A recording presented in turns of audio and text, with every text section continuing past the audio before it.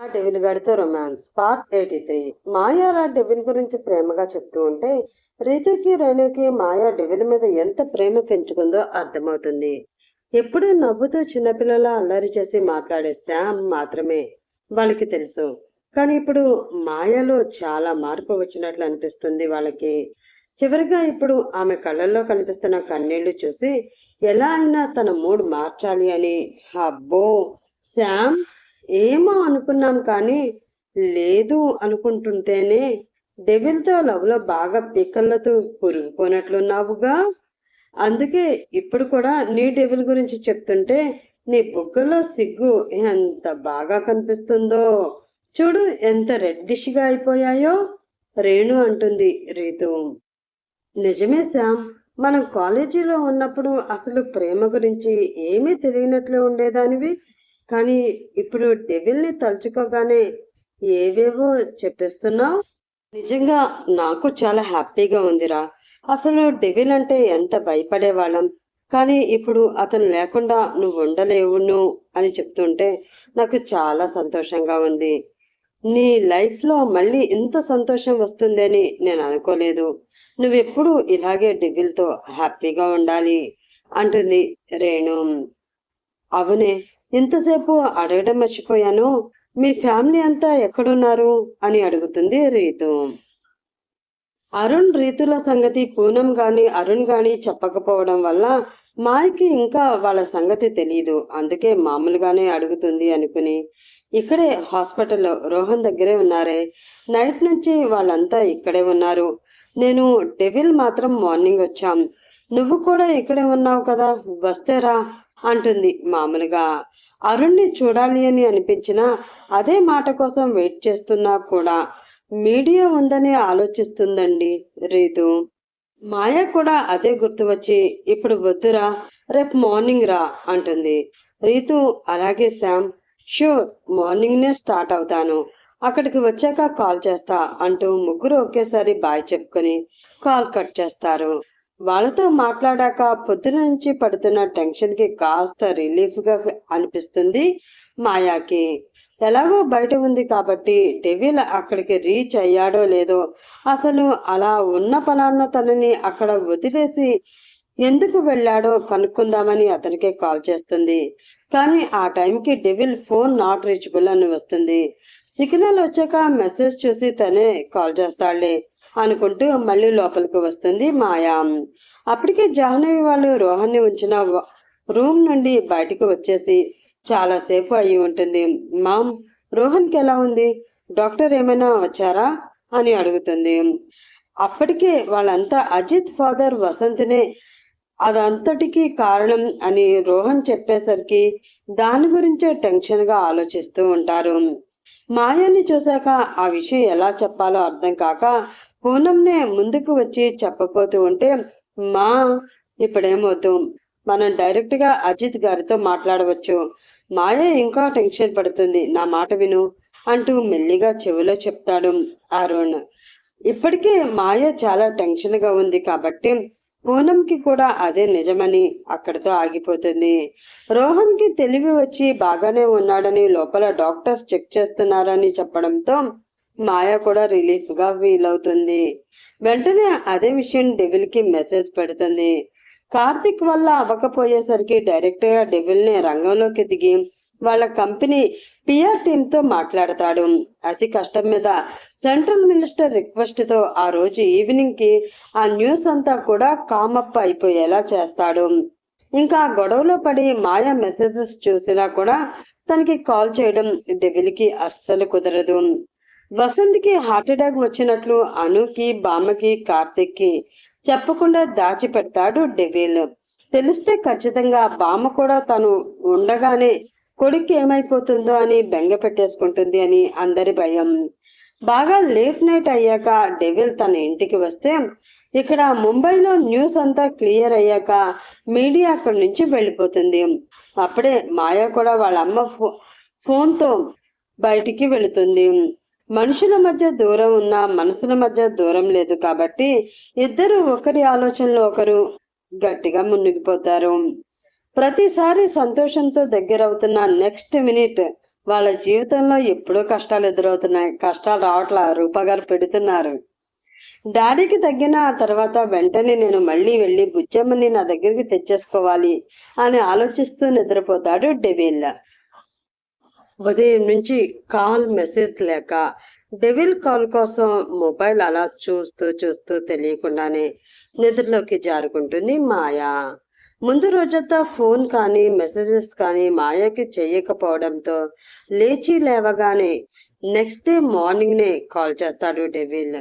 Media అంతా clear అయ్యాక hospital నుండి ఇంటికి వెళ్ళేసరికి లేట్ అవడంతో పడుకోవడం కూడా లేట్ అవుతుంది మాయా వాళ్ళకి. ఇంటికి కూడా కేవలం పూనం మాయా మాత్రమే వస్తారు. జాహ్నవి ముఖేష్లకి తోడుగా అరుణ్ వాళ్ళతో పాటు హాస్పిటల్లోనే ఉండిపోతాడు. మత్తుగా నిద్ర పట్టేసి ముందు రోజు కూడా నిద్ర లేకపోవడంతో కళ్ళు మంటగా అనిపిస్తూ ఉంటే లేవడానికి టైం పట్టేస్తుంది మాయాకి. 2 times లిఫ్ట్ చేయక థర్డ్ టైం కూడా రింగ్ అవుతూ ఉంటే పూనం వచ్చి మాయా భుజంపై కదిపి లేపి అజిత్ చేస్తున్నట్లున్నారు, కాల్ చూడు అంటూ లేపి మళ్ళీ వెళ్ళిపోతుంది.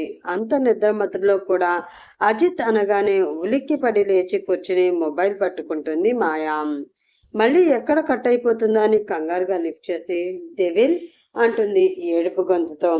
బుజ్జమ్మ, ఏమైంది? ఎందుకు ఏడుస్తున్నావు? అప్పటి వరకు బాగానే ఉన్న డెవిల్లో కూడా ఆమె గొంతు వినగానే కంగారు మొదలవుతుంది.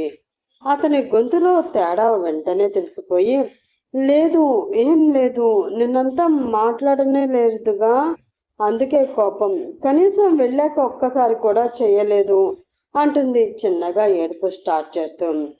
నిన్ను అక్కడ వదిలి రావడం నాకు కూడా ఇష్టం లేదు బుజ్జమ్మ, కానీ ఇక్కడ సిచ్యువేషన్ అలా వచ్చింది. కానీ ఇప్పుడు అన్నీ సెట్ అయ్యాయి, ఇంకేం ప్రాబ్లమ్స్ లేవు. నేను ఈవినింగ్కి ముంబై స్టార్ట్ అవుతాను, ప్లీజ్ ఎక్కువ ఆలోచించకు అనగానే, నిజంగానేనా? ఈవినింగ్ వచ్చేస్తావా అని చిన్నపిల్లలా అడుగుతుంది ఆనందంగా. ఆమె మాటల్లో తేడా కనిపెట్టేసి, నిజంగా వచ్చేస్తాను బుజ్జమ్మ, ఈ లోపే నువ్వు మీ ఫ్యామిలీతో హ్యాపీగా టైం స్పెండ్ చేసేయి. నేను వచ్చాక ఇంకా పూర్తిగా నీ టైం అంతా నాకే, తెలుసుగా అంటాడు ముద్దుగా. డెవిల్లో కూడా రొమాంటిక్ యాంగిల్ ఉంటుంది అని ఎప్పుడు అనుకొని మాయా ఇప్పుడు మాత్రం హీఈస్ మైన్ అని నవ్వుకుంటూ అలాగే అంటుంది. అడగడమే మర్చిపోయాను, నువ్వు బాగానే ఉన్నావు కదా? నాకేమవుతుంది అంటుంది అమాయకంగా. అయ్యో పిచ్చిదానా, నైట్ నేను ఇచ్చిన సీక్రెట్ గిఫ్ట్ కి ఫేవరిష్ గల్లా ఏం లేదు కదా అని అడుగుతున్నా అనగానే ఇక్కడ మాయ బుగ్గలు ఎర్రగా అయిపోతాయి. కొన్ని క్షణాల ముందు రోజు నైట్ జరిగింది గుర్తు రాగానే ఇద్దరి మనసులో తెలియని ఆనందం, పరవశం. డెవిల్ అంటుంది చిరుకోపంగా. సిగ్గుపడుతుందని అర్థమై చెప్పవే అంటాడు ఇంకా పట్టు వదలకుండా. అంటుంది అంటే చాలా మెల్లిగా. గుడ్, అయితే మళ్ళీ రొమాంటిక్ వారికి రెడీ అయిపో అని కాసేపు ఇద్దరు ప్రేమగా మాట్లాడుకుంటారు. టైం అవుతుందని ఇష్టం లేకపోయినా కష్టంగా కాల్ కట్ చేస్తారు ఇద్దరు. డెవిల్ ఊహల్లోనే నవ్వుకుంటూ సిగ్గుపడుతూనే మళ్ళీ రెడీ అయ్యి వస్తుంది మాయా. అప్పటికే పూనం రెడీ అయ్యి టిఫిన్ కూడా రెడీ చేసి జాహ్నవి వాళ్ళకి ప్యాక్ చేసి ఉంచుతారు. శ్యామ్, అజిత్ ఏమన్నా చెప్పాడా? రోహన్ చెప్పిన విషయం అసలు అజిత్కి తెలుసా అన్న అనుమానంతో అడుగుతారు. మమ్మ, ఈరోజు నైట్కి మ్యాక్సిమం ఇక్కడికి వస్తా అన్నాడు. రోహన్కి కూడా ఇప్పుడు బాగానే ఉంది కదా, తనతో మాట్లాడి ఎలా అయినా కేసు నుండి బయటికి రావడానికి హెల్ప్ చేస్తాడు, ఏం కాదులే అని చాలా క్యాజువల్గా చెప్తూ తానే టిఫిన్ పెట్టుకుని తినేస్తూ ఉంటుంది మాయా.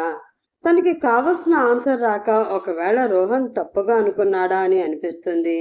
ఇంకేం అనకుండా కామ్ అయిపోతారు.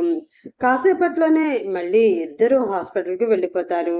ఇక్కడ హైదరాబాద్లో కల్పన వసంతుల కోసం హాస్పిటల్కి వెళ్ళడానికి కిందకి రెడీ అయ్యి వచ్చిన డెవిల్ని చూసి, అజ్జు, న్యూస్ అంతా క్లియర్ అయినట్లేనా అని అడుగుతాడు టిఫిన్ తింటున్న కార్తీక్. పక్కనే రాజీబామ్మ అను కూడా ఉంటారు. న్యూస్ విషయం తెలిసిన వాళ్ళు భయం అంతా వసంత్ కోసమే. అయినట్లే బావా, నువ్వు ఆఫీస్కి వెళ్ళు, నేను హాస్పిటల్కి వెళ్తాను, ఏమన్నా ఎమర్జెన్సీ ఉంటే కాల్ చేయి, వస్తాను అంటూ వెళ్ళిపోతూ ఉంటే, అజు టిఫిన్ చేయరా అని అరుస్తుంది అను. వాచ్ చూసుకుని టైం లేదక్క, సరే ఫాస్ట్గా పెట్టాయి అంటూ ఎప్పుడూ లేనిది కంగారుగా తినేస్తూ ఉంటాడు డెవిల్. అతని కంగారు వాళ్ళు వింతగా చూస్తూ, డాడీని డిశ్చార్జ్ చేస్తాను అన్నారు కదా, ఇంకేం ఇంకా చేయలేదేం అని అడుగుతుంది అను. అప్పటికి పాప పుట్టి 26 డేస్ అవడంతో ముందు రోజు నైట్ని 29th డే పాపకి బారసాల చేసి పేరు పెట్టాలని మాట్లాడుకుంటారు కార్తీక్ అనులు. వీరేంద్రకి కూడా డెవిల్ పెట్టిన కేసులో డేస్ పాస్ అయిపోయి కల్పన చెప్పడంతో అతన్ని రిలీజ్ అవ్వడానికి డెవిల్ కూడా ఓకే అనేస్తాడు. ఇంకా వసంత్ రాగానే బారసాల పెట్టుకోవాలని వాళ్ళ ఆలోచన.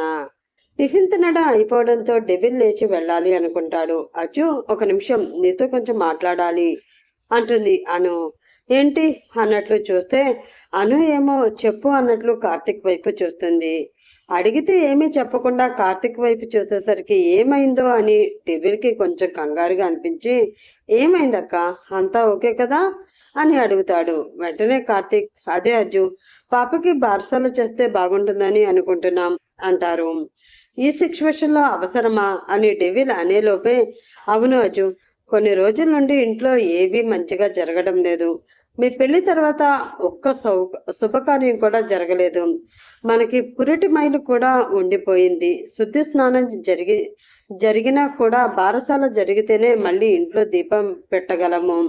ఇప్పుడే ఈ కార్యక్రమం పెట్టేస్తే మంచిది అజ్జు. ఎలాగో మీ నాన్నకి కూడా తగ్గిపోయింది అన్నారు కదా, అందుకే నేను ఒక నిర్ణయం తీసుకుంటున్నాను అంటుంది రాజీ.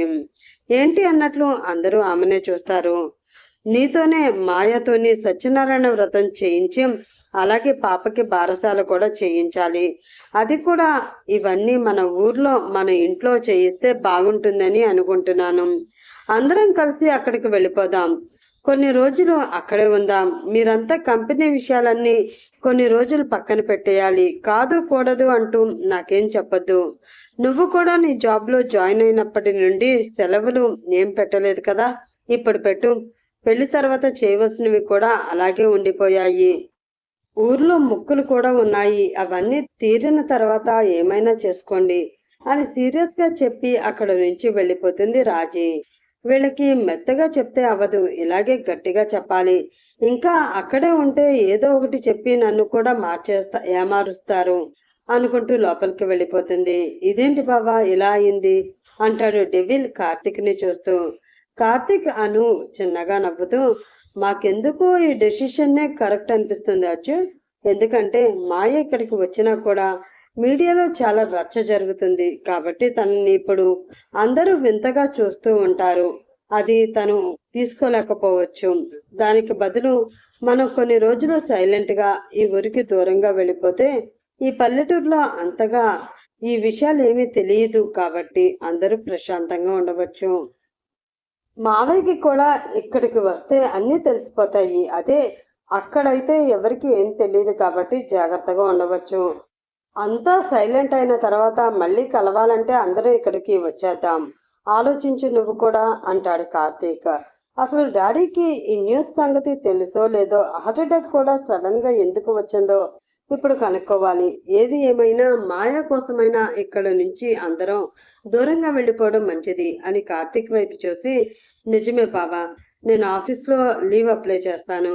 మన కంపెనీస్ అన్నిటిలో నువ్వే కొంచెం మేనేజ్ చేయాలి అని అడుగుతాడు. అంతలా అడగాల అర్జు, నా కూతురు బారసాల కోసమే కదా ఇదంతా, నేను చూసుకుంటాను. ఊరు మనం వెళ్ళి కూడా చాలా రోజులయ్యింది, అందరం హాయిగా వెళ్ళి వద్దాం. నువ్వు వెళ్ళి లీవ్ అప్లై చేసి మాయాని తీసుకుని వచ్చేసాయి అంటాడు. అను కూడా అవును అజ్జు, ముందు మాయాని ఇక్కడికి తీసుకువచ్చాయి, అలాగే నాన్నని ఎప్పుడు డిశ్చార్జ్ చేస్తారో కూడా అడుగు. అమ్మ ఇప్పటికీ ఆ హాస్పిటల్లో లాస్ట్ 4 days నుంచి ఉండిపోయింది అనగానే నిజమే అనిపిస్తుంది డెవిల్కి. అలాగే అక్క, నేను ఈరోజు నైట్కి ముంబై బయలుదేరుతాను అని వాళ్ళకి బాయ్ చెప్పి హాస్పిటల్కి వెళ్ళిపోతాడు. మన ఇంటి ముందున్న పెద్ద గేట్ నీకై ఎదురు చూస్తే మన గార్డెన్లోని పెద్ద డాగ్ నిన్ను చూసి తోక ఊపే. డెవిల్ని చూసినాక నిద్రైనా రాక మనసే పిచ్చి పాటలెన్నో పాడేసునులే. డెవిల్ కౌగిట హాయిగా చేరేది ఏనాడని అంటూ ఒక చేత్తో చెవి మూసుకుని ఇంకో చెయ్యి పైకెత్తి కళ్ళు మూసుకుని బండ గొంతుతో పాడుతూ ఉంటుంది మాయా అంతర్. మాయ ఆ పాటలు వినలేక చెవులు కళ్ళు మూసుకుని హాస్పిటల్ కారిడార్లో కష్టంగా కూర్చుంటుంది. బాబీకి ఏమైంది అని మాయ ఎక్స్ప్రెషన్స్ చూసి కెమెరాలో జూమ్ చేసి మరీ చూస్తూ అర్థం కాక ఆలోచిస్తూ ఉంటాడు రాబర్ట్. అభిమానం తప్పుగా అనుకోకండి. పాపం ముంబైని గడగడలాడించే డాన్కి కూడా అర్థం కావట్లేదు. తర్వాత ఏం జరిగిందో తెలుసుకోవాలంటే నెక్స్ట్ ఎపిసోడ్ కోసం వెయిట్ చేస్తూ ఉండండి ఫ్రెండ్స్. అలాగే ఈ ఎపిసోడ్ మీకు నచ్చితే ప్లీజ్ లైక్ చేసి షేర్ చేసి సబ్స్క్రైబ్ చేసుకుని మీ సపోర్ట్ ఛానల్కి అందించండి. ఈ స్టోరీ రైటర్ రూపా లావణ్య, వాయిస్ ఇస్తున్నది Lahari Rajasekhar. By bye friends, have a nice day.